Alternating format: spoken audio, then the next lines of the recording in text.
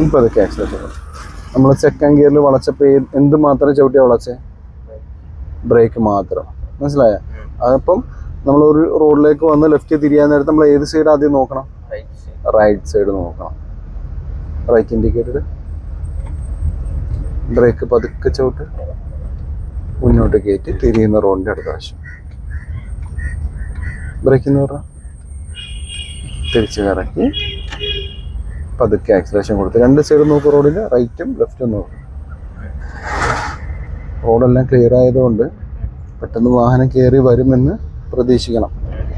എന്ന് വെച്ചാൽ നമ്മളെപ്പോഴും അലേർട്ടായിരിക്കണം, അറ്റൻഷൻ ആയിരിക്കണം കേട്ടോ.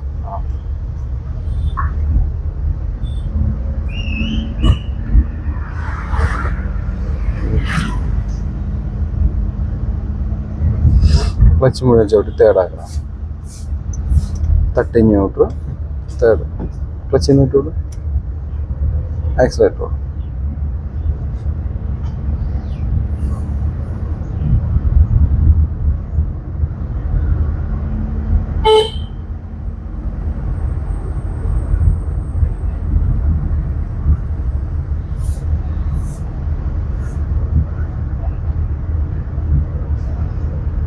ബ്രേക്ക് പതുക്കെ ക്ലച്ച് മുഴുവൻ ചവിട്ടി,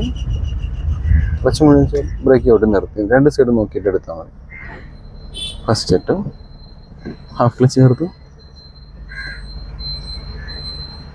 ബ്രേക്കിന് വിട്ടിട്ട് പതുക്കെ വണ്ടി മൂവ് ചെയ്യുന്നതനുസരിച്ച് പതുക്കെ ക്ലച്ചിന് വിട്ടുകൂടാ. അങ്ങനെ രണ്ട് സൈഡ് നോക്കണേ. ബ്രേക്ക് ചവിട്ടില്ല, വണ്ടി മുന്നോട്ട് പോകാൻ നിൽക്കുന്നില്ലേ? ബ്രേക്കിന് കാല് മാറ്റി. ഹാഫ് ക്ലച്ചിൽ എടുക്കുന്ന വണ്ടി 100-110 പോകത്തില്ല. മനസ്സിലായ? വളരെ പതുക്കെ മൂവ് ചെയ്യത്തുള്ളൂ. ആ മൂവ് ചെയ്യുന്നതനുസരിച്ച് കാലെടുത്ത് കൊടുത്തതിന് പിന്നെ ആക്സിലേറ്റർ കൊടുക്കാതെ വണ്ടിക്ക് സ്പീഡ് കൂടത്തില്ല. മനസ്സിലായ? ക്ലച്ച് ഒരു സെക്കൻഡായി അങ്ങനെ കയറിയ ക്ലച്ച് മുഴുവൻ ചോട്ടണം. ക്ലച്ചിന് പതുക്കെ വിട്ടോട്. ഇങ്ങനെ പതുക്കെ വണ്ടി മുന്നോട്ട് കയറിയാൽ മാത്രമല്ലേ ഉള്ളൂ. ക്ലച്ചിന് പതുക്കെ വിട്ടോട്, പതുക്കെ വിട്ടില്ല. ആക്സിലേറ്റർ സെക്കൻഡറി ഓപ്ഷനാണ്. ക്ലച്ചിൽ നിന്ന് കൂടാതെ ആക്സിലേറ്റർ കൊടുത്തിട്ട് എത്ര കൊടുത്താലും വണ്ടി മുന്നോട്ട് പോകത്തില്ല. കാരണം എന്താ?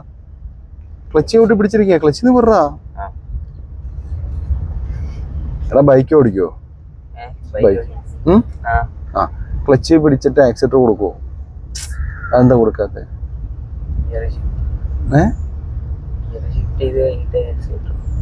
ഗിയർ ഷിഫ്റ്റ് ചെയ്ത് കഴിഞ്ഞു, ക്ലച്ച് പിടിച്ചോണ്ടിരുന്നിട്ട് ആക്സിലേറ്റർ കൊടുക്കുവോ നീ? അതെന്താ?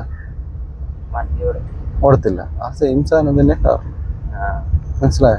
റൈറ്റ് ഇൻഡിക്കേറ്റഡ്, ബ്രേക്ക് പതുക്കെ ഫോൺ അടിച്ച് അടിക്ക്, ബ്രേക്കിൽ നിന്ന് വിട്ട് ലെഫ്റ്റും കൂടെ നോക്ക്. വണ്ടി വരുന്നുണ്ടോ? വിട്ടോളൂ.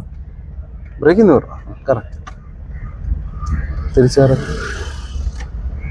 ഓക്കെ, കൊള്ളാം. പതുക്കെ ആക്സിലേഷൻ കൊടുക്കും. അത്രയും വേഗത കുറഞ്ഞിട്ടും വണ്ടി എഞ്ചിൻ ഇടിക്കാൻ തുടങ്ങിയോ? ഇല്ല. ഏത് ഗിയറിൽ? സെക്കൻഡ് ഗിയറിൽ. ചെറിയ ഫ്ലോയിൽ എപ്പോഴും റണ്ണിങ് ആയിരിക്കും.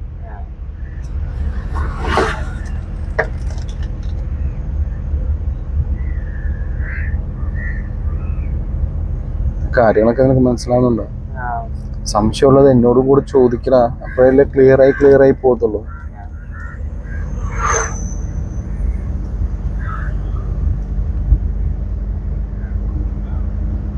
സ്പീഡ് കൊടുത്ത് ക്ലച്ച് ചവിട്ടി തേർഡാക്കാം. സ്റ്റിയറിംഗ് നേരെ പിടിക്ക്, ഒരു കൈ കൊണ്ട് ക്ലച്ച് മുഴുവൻ ചവിട്ടി ആക്സിലേറ്റർ കാലം മാറ്റുക.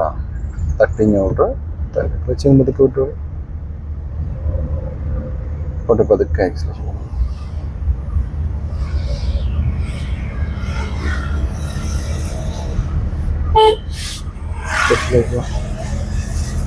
നേരെ പിടി.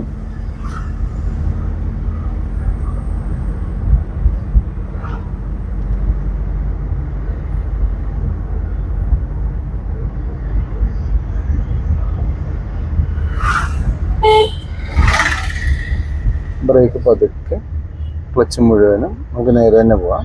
ക്ലച്ച് മുഴുവൻ ചവിട്ടി പതുക്കെ ചവിട്ടി നിർത്തി രണ്ട് സൈഡ് നോക്കിയിട്ട് പതുക്കെ എടുത്താൽ മതി. ഫസ്റ്റ് ഇട്ടേ ക്ലച്ചിന് പതുക്കെ വിട്ടെ, ബ്രേക്കിനോട്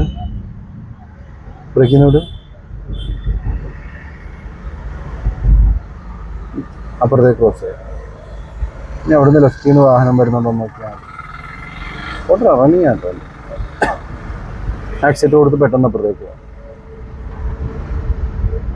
അപ്പം വരുന്ന വാഹനങ്ങൾ രണ്ടും ഇച്ചിരി ലോങ് ആയതുകൊണ്ട് തന്നെ നമ്മൾ പെട്ടെന്ന് ക്രോസ് ചെയ്ത് ഇപ്പുറത്തേക്ക് വന്നു കഴിഞ്ഞാൽ ആ വാഹനത്തിന് ബുദ്ധിമുട്ടുണ്ടാകത്തില്ല. സ്റ്റിയറിംഗ് ബാലൻസ് ചെയ്ത് ഒരു കൈ നേരെ പിടിച്ചിട്ട് ക്ലച്ച് മുഴുവൻ ചവിട്ട്. ക്ലച്ച് പെട്ടെന്ന് ചവിട്ടാം. ക്ലച്ചിന് പതുക്കെ വിട്ടോട്.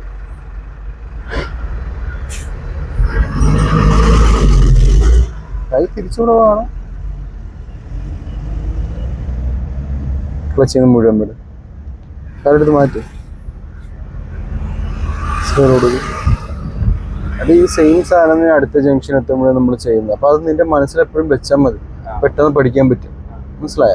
ക്ലച്ച് മുഴുവൻ ചവിട്ടും, തേർഡായിട്ട് ഒരു കൈ നേരെ പിടിക്കും, തട്ടിങ്ങോട്ട് ക്ലച്ചിനോട് ആക്സിലേഷൻ കൊടുത്തു.